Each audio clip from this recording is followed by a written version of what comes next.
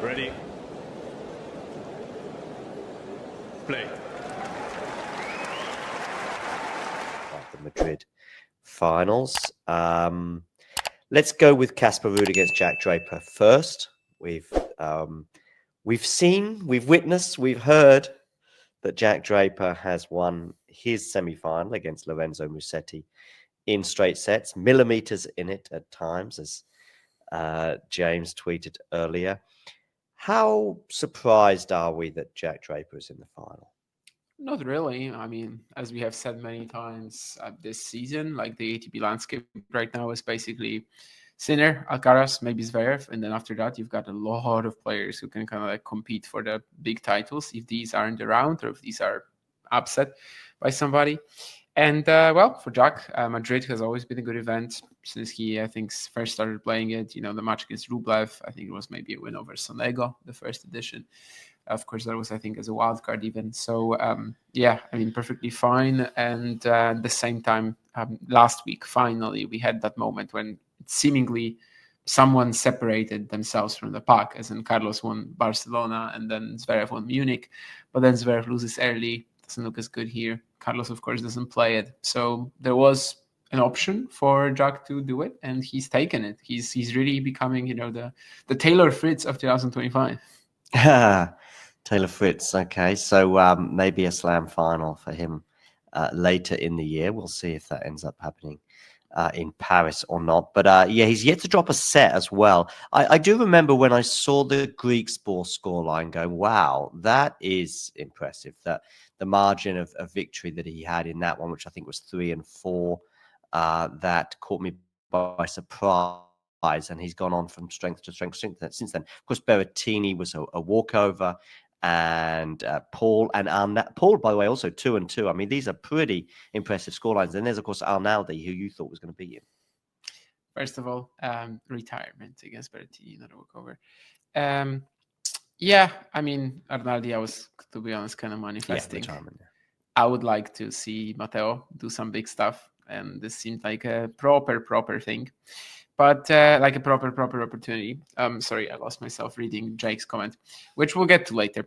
We will. But yeah, in terms of obviously Jack's route, yeah, the win against Griekspoor, that was already pretty big. Talon probably the most dangerous unseeded player alongside Joao, and he dispatched him pretty easily. So it was a sign of things to come, as it turns out. 6-6 over Tommy, and yeah, even today, and especially maybe also the match against Arnaldi.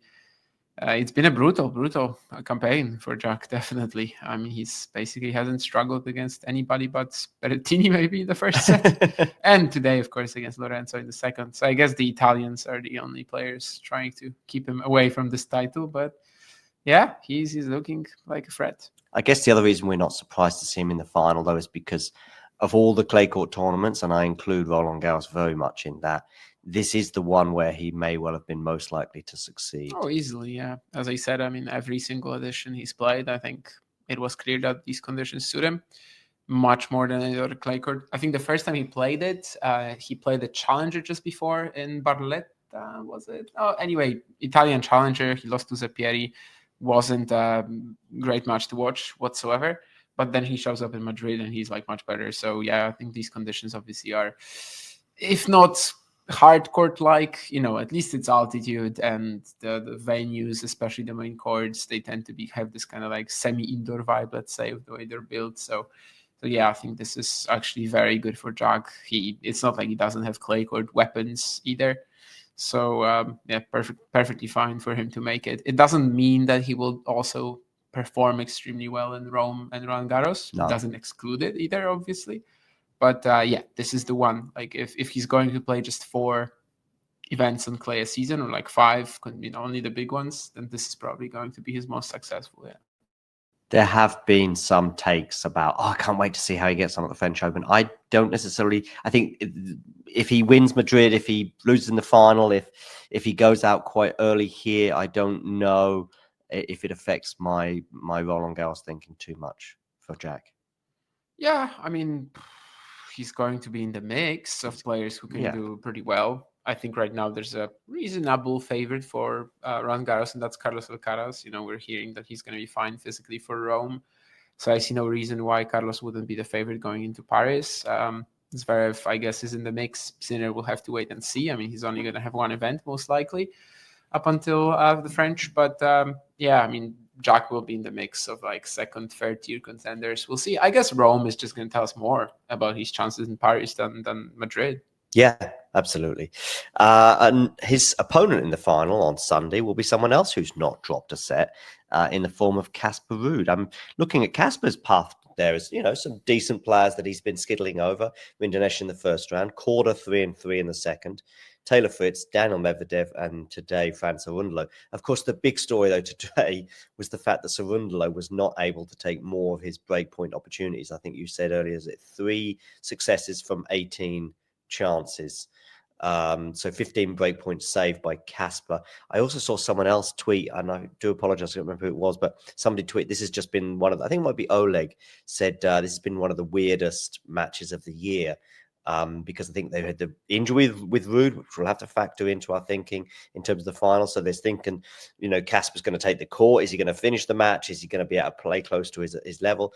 Then there's all these breakpoint opportunities for Fran as well that came and went. So and I think there may be one or two other weird things that happened. Oh, Casper losing is cool because I think there was some whistling, and then he said, would a Norwegian do this as well? So I think that was all factored into the weirdness. But yeah, he emerges 6-4, 7-5, beating Cerundolo.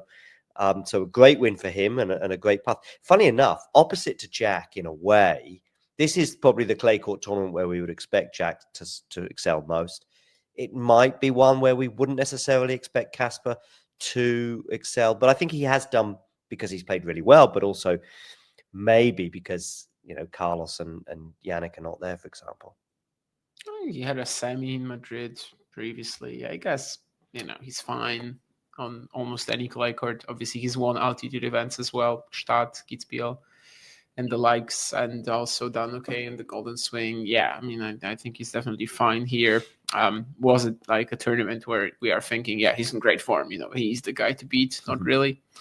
On the other hand, it seems like Casper's career for the last few years, and maybe for the next few years as well, is going to be like, well, if you're playing these 5-6 clay court events, probably 1 or 2 are going to be extremely good, at least. And after the first few didn't work out, he's finally found something here. Yeah, the health concerns today, definitely somewhat worrying, but it was always like, okay, yeah, so Casper is struggling. But then if you look at the scoreboard, well, actually, he is leading, or he is at least close to Fran in that second set. So yeah, he pulled through. No idea how it's going to be in the second match. In the final. But if there was no health concerns, could still be the favorite, maybe. Really? Never played each other before. I think if both players are fully fit and firing, well, actually, not so much firing, because I think Casper, actually, if he was super firing, then, and he should be, he's in the final, but I'm also thinking about his previous tournaments and basically his 2025 as a whole. He's now back in the top 10, of course, as a result of this run, but he was out of the top 10 for a reason, because he's not been having, by his standards, the best of years. I think there might have been a final in Dallas, but that was maybe partly down to the field not being the strongest. And yeah, but he is in the Madrid final. His health, for those of you wondering what we're talking about, he has a rib injury he picked up on the eve of the. I think it might have been in throwing those big huge balls around that they do in their warm up with their coach beforehand, or his physio, and he might have tweaked something. Then he was asked about it in press afterwards. He said he felt better, but he wouldn't know until he'd consulted, more medical examinations. I'm fully expecting him to take the court on Sunday. But whether we've got a sort of Indian Wells kind of Rafa scenario when he had a similar injury going into that final or not, I don't know. Of course, he's got an extra day.